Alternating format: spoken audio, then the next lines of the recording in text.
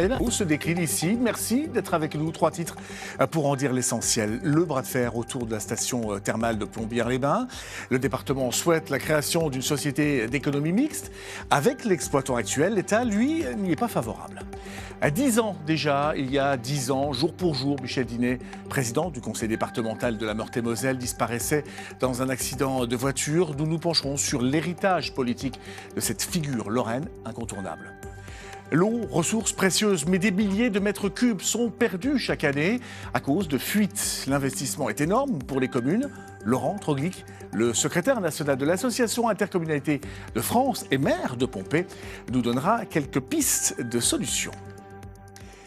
Bonsoir. Décidément, l'horizon ne semble pas vouloir s'éclaircir pour les thermes de Plombières-les-Bains. Le bras de fer autour de l'avenir de la station thermale vosgienne continue. Il y a 8 jours, le département proposait de créer une société d'économie mixte avec l'actuel exploitant. Une proposition rejetée par l'État qui a déjà fait savoir que ce n'était pas une bonne solution. Le point avec Sophie Velzeki et Hélène Leplat. L'avenir de la station thermale de Plombières-les-Bains en suspens plus que jamais. La préfecture des Vosges, qui n'a pas répondu à nos sollicitations, fait savoir dans la presse locale ce matin qu'elle refuse de soutenir la création d'une société d'économie mixte initiée par le département des Vosges avec comme partenaire l'actuel exploitant des thermes. Une position qui irrite le patron du département. Il y a des annonces comme quoi, notamment Madame la préfète nous dit très clairement qu'il faut un repreneur privé. Bon, très bien. Mais depuis 2022, aucune proposition concrète n'a été adressée à l'exploitant. Il y a une semaine tout juste, le président du conseil départemental des Vosges, aux côtés de Bernard Ben Saïd, annonçait la création d'une société d'économie mixte pour tenter de sauver la station thermale.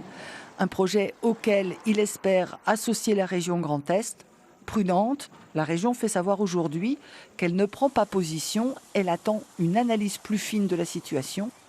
La municipalité de Plombières, elle, refuse de commenter ce bras de fer. Dans l'actualité également, 2 cas de légionellose déclarés à l'hôpital du Val de Madon à Matincourt. 2 cas qui ont malheureusement entraîné le décès des patients. L'agence régionale de santé Grand Est assure le suivi de la situation et a mis en place des mesures préventives pour protéger les autres patients. Plus d'infos, si vous le souhaitez, évidemment, en allant sur grandest.france3.fr. Figure politique incontournable à l'engagement profond. Michel Dinet, président du conseil départemental de Meurthe-et-Moselle, disparaissait brusquement dans un accident de voiture il y a tout juste 10 ans. 300 personnes élues et anonymes lui ont rendu hommage ce matin. Sophie Mercier et Kamel Kalfouni ont cherché à savoir quel était aujourd'hui l'héritage de Michel Dinet. Michel Dinet, un visage incontournable de la gauche, mais aussi un politique guidé par des convictions profondes. Instituteur, il deviendra maire, conseiller régional, député, mais c'est en 1998 qu'il réalise son coup de maître en faisant basculer le département à gauche. Il en restera le président pendant 16 ans, jusqu'à son fatal accident de voiture. Un homme qui lancera aussi la nouvelle génération comme Mathieu Klein, qu'il et prend sous son aile à seulement 24 ans, un héritage encore bien vivant 10 ans après sa mort. Grâce à Michel, grâce à la confiance qu'il m'a faite, j'ai pu apprendre la passion du territoire.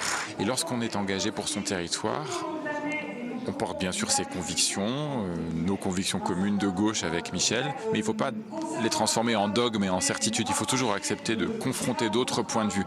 C'est comme ça qu'on construit ensemble, c'est comme ça que nous pouvons vivre ensemble. Un rassembleur respecté de ses opposants car guidé par l'intérêt général, devenu aujourd'hui une boussole pour ses successeurs, confrontés à une démocratie en crise. J'ai souvent l'habitude, quand on connaît des moments de crise, de me dire mais qu'est-ce qu'aurait fait Michel, qu'est-ce qu'aurait dit Michel? Il faut trouver le chemin pour réenchanter la démocratie. Nous savons que les citoyens et les citoyennes sont dans une situation de défiance vis-à-vis de la politique, vis-à-vis des élus. Donc comment reconstruire le bien commun? Comment faire ensemble? Comment faire république? Comment faire société? L'engagement démocratique, c'est le thème d'une série de manifestations qui sera organisée tout au long de l'année. Le but, relancer la pensée de Michel Dinet. qu'il y a une tentation de l'abstention, une tentation des extrêmes, c'est patent. Jamais on était si près du gouffre. Donc il faut vivre cette année non pas comme nostalgie, mais comme un combat pour le futur. La République, notre démocratie, elle ne tient pas si elle ne repose pas sur l'engagement. Il faut que les individus deviennent des sujets qui s'engagent, qui deviennent des citoyens. Et en ça, ils consolident la République, elle en a sacrément besoin aujourd'hui. Engagement, solidarité et humanisme, l'héritage d'un homme au service des hommes. Prenons le train quelques secondes sur la Sarre-Louis en Allemagne et Bouzonville en Moselle. Vous y trouvez en ce vendredi saint, férié pour les Mosellans, une locomotive et ses wagons qui n'empruntent ses rails qu'une seule fois par an, une tradition vue par Valentin Piovesan et Pascal Dine. C'est un train qui ne circule qu'une fois par an, le vendredi saint. 7 allers-retours sont proposés entre Sarre-Louis en Allemagne et Bouzonville en Moselle. Des voyageurs satisfaits, ils en demandent plus. Bien sûr, si on avait la possibilité de prendre ce train à un autre moment, on le ferait. Je trouve ça bien, on n'a pas besoin de prendre la voiture, de chercher une place de parking, c'est économique. Ça permettrait aux différents travailleurs frontaliers de rejoindre par exemple le Luxembourg en évitant de faire la boucle par Metz. Une ligne qui pourrait être bénéfique pour les 16 000 salariés qui se rendent tous les jours en Sarre et les 110 000 au Luxembourg. Une potentielle attractivité sur laquelle le maire de Bouzonville aimerait compter. Cette gare, cette réouverture, ça n'est pas qu'un projet idéologique, ça n'est pas qu'un projet politique, c'est un projet de territoire et c'est un projet réaliste. Les villes se développent généralement autour des voies de circulation. En fait, c'est un fait historique depuis des millénaires en réalité. Et donc ici, à notre échelle, c'est ce que nous aimerions faire. Créée en 1998, cette ligne a pour objectif de sauver la gare de Bouzonville de la fermeture.